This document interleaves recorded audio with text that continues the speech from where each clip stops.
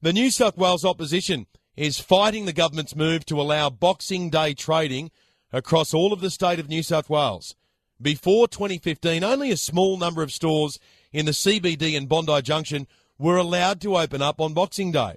But following a successful 2-year trial, the Berejiklian Government is introducing legislation to make sure that it's here to stay.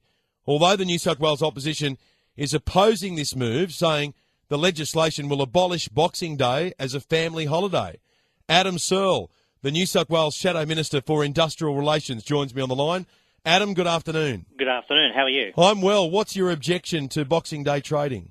It's not needed. It makes no net positive contribution to the economy, but what it does do is erodes personal and family time for those workers who are affected, and also those store owners and managers who feel pressured to open on Boxing Day when they would rather not. How does it not add to the economy? Explain that. Well, this is very interesting. When you actually read the review done by former Treasury Secretary Percy Allen about the 2-year trial, what you see is that there is a continued sharp decline in any growth in retail trading over the holiday period in the years in which the trial took place, and there is no factual evidence that shows that the turnover of the stores concerned or that there was an increase in retail turnover generally in the holiday period. Now, the ABS does not keep statistics for individual days. We only have to go on the month, but there is no net positive contribution flowing out of Boxing Day trading. Okay, so once upon a time you could trade in the CBD and Bondi Junction, but then you had retailers in other part of the city, including the outer suburbs, saying, hang on a moment, what about us? How come they're allowed to open and we're not? The Berejiklian Government's now decided, okay, everyone can trade on Boxing Day.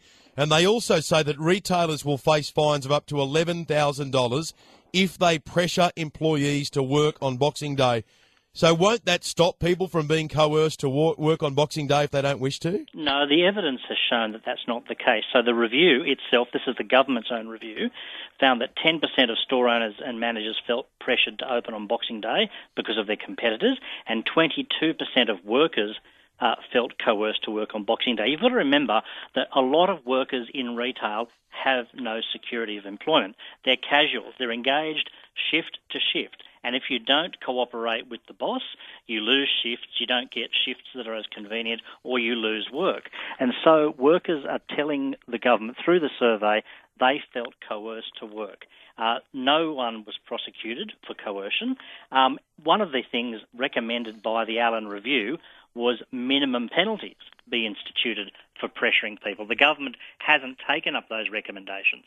All they are doing is allowing the continuation of Boxing Day trading. Now, I go back to my first point. The argument in favour of Boxing Day trading was that it would increase sales, increase employment, and the evidence has shown it did neither. The community has a finite amount of money to spend on shopping, and they will spend that money when the shops are open, but they don't magically have more money to spend just because there is one more day to go shopping. All right, well, the New South Wales Government has got one view. You've got another now. I'll throw it open to the people of New South Wales. Thanks for your time, Adam. Cheers. Adam Searle, the New South Wales Shadow Minister for Industrial Relations.